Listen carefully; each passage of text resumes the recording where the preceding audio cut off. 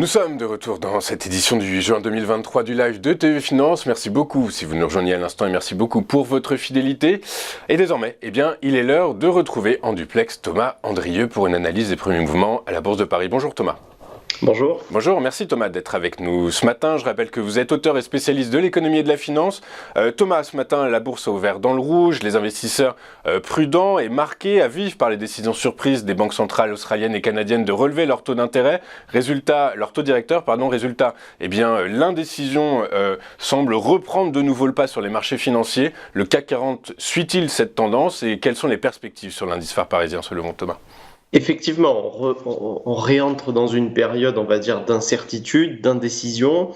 Le 25 mai dernier, j'étais en plateau et effectivement, j'expliquais qu'on était sur ce mouvement technique assez bien dessiné. On avait ce support oblique qui a dessiné tout le mouvement haussier depuis plus de 6 mois. On l'avait rompu et on avait énoncé deux objectifs majeurs, l'objectif des 7185 suivi notamment des 7100. Alors on a atteint cet objectif des 7185 et d'ailleurs ce matin on a ouvert à quelques points près sur cette zone exactement, donc comme quoi on est vraiment sur un mouvement technique. Et puis on est allé aussi chercher en deux séances sur un excès, on va dire, la zone des 7100.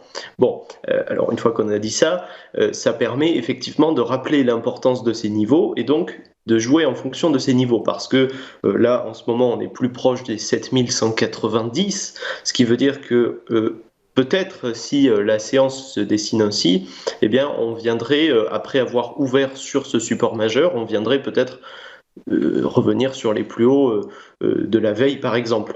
Ceci étant, voilà, si on repasse sous 7185 à ce moment-là, on pourrait effectivement revenir assez rapidement sur 7100 et peut-être ensuite sur 6900, c'est les grands niveaux majeurs techniques.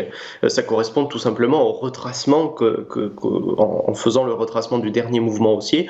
On a ces niveaux qui fonctionnent bien. L'autre élément, c'est qu'on avait précisé au niveau de la temporalité du marché, qui est assez forte. On avait dit que ce mouvement baissier pouvait se construire jusqu'à début juin, voire au plus tard mi-juin.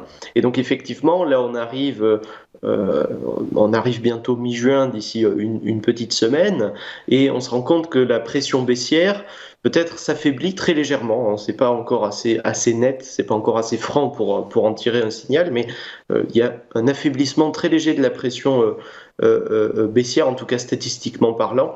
Maintenant, voilà, c'est vrai qu'on est sur des niveaux où il y a peu d'intérêt, il y a de l'indécision sur le plan fondamental, tout simplement. Et comme vous l'avez rappelé, il y a peut-être des nouvelles plus importantes qui arriveront la semaine prochaine. Sur le plan macroéconomique, au niveau microéconomique, pour les entreprises, il n'y a pas grand-chose, il n'y a pas beaucoup d'actualité sur le CAC 40 également. Donc on est vraiment sur ce raisonnement-là. Maintenant, la question c'est, imaginons une reprise à la hausse. Pour l'instant, on n'en est pas là, il n'y a pas eu de signal vraiment d'arrêt de cette baisse, mais en tout cas, ce support des 7185 est très bien dessiné et aujourd'hui, c'est la zone majeure sur laquelle on va travailler, très certainement. Mais en tout cas, si on réenvisageait un scénario plus haussier, il faudrait revenir sur les 7280, voire 7300 par rapport aux moyennes mobiles, etc. Ça serait plutôt un signal favorable. Donc, petit rappel d'effet technique pour faire une synthèse, c'est qu'on a rompu à la baisse la ligne de tendance haussière observée, donc on est sur un mouvement correctif. Ceci étant, la tendance reste fondamentalement haussière si on regarde par rapport à la moyenne mobile, mais qui n'est pas très orientée à la hausse non plus.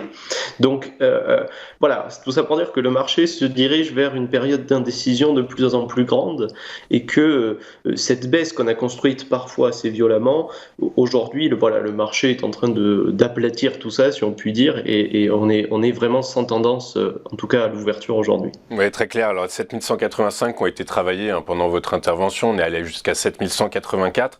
Du coup, on comprend comprend bien qu'effectivement, en l'attente de nouvelles données macroéconomiques qui sont publiées à 11 h, notamment en provenance de la zone euro concernant le produit intérieur brut du T1, le T1 en trimestriel exactement, et puis cet après-midi à 14h30, les inscriptions au chômage aux États-Unis sont les prochains catalyseurs, mais effectivement, comme vous l'aviez dit la dernière fois sur notre plateau et que vous le rappelez aujourd'hui, les prochaines grandes étapes, les prochains grands catalyseurs sont les réunions des banques centrales européennes et américaines la semaine prochaine.